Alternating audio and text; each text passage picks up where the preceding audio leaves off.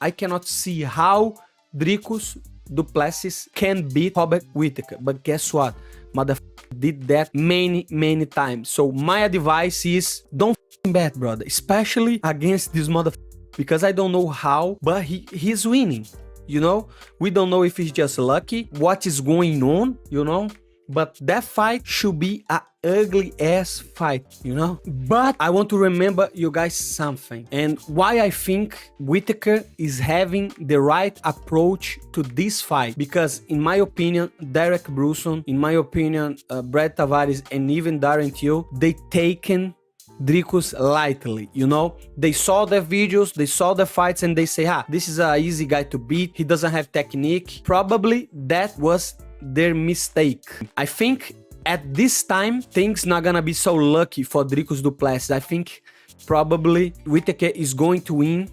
Most likely he's going to win. You know, I don't know if it's gonna be a decision, a stoppage, I don't know, because Dricus is so wild on his fights. So he's talking a big game. But listen, du Plessis is very effective, right? He's a little sloppy at times. He does get tired. But the reality is he finds a way to win.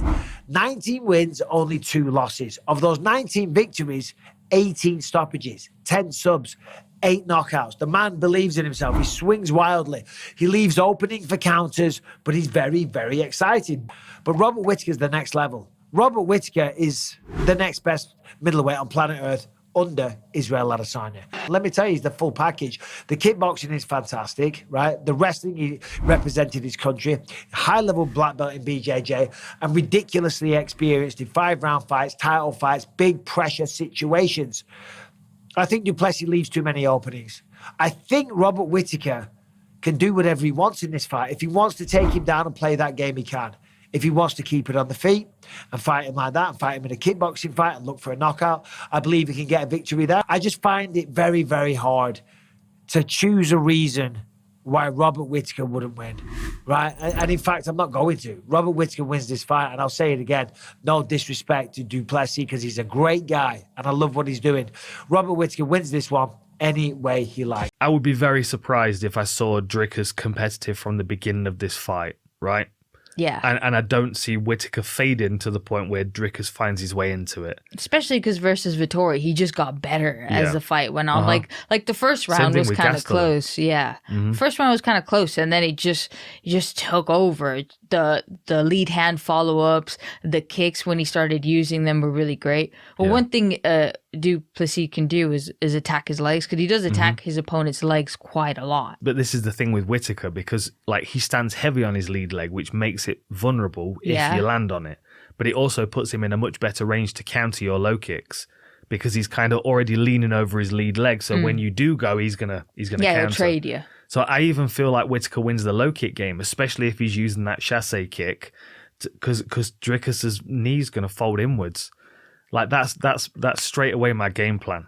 But boys, it's Izzy, Robert Whittaker, and then everybody else.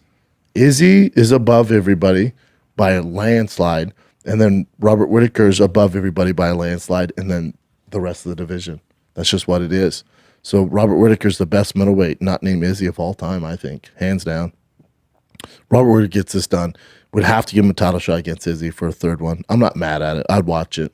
It's just tough when you see it so many times, you know. Robert is a reaper, you know what I mean? It'll be hard to count him out and to bet against him.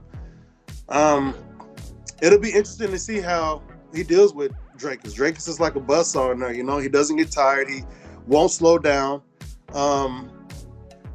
And I don't know. I don't think that's going to be a main event. So it's only 3 rounds. Yeah, that's what's interesting. Yeah. So based off of what they've both done, you know what I mean? I'd say Robert definitely has the edge in that matchup.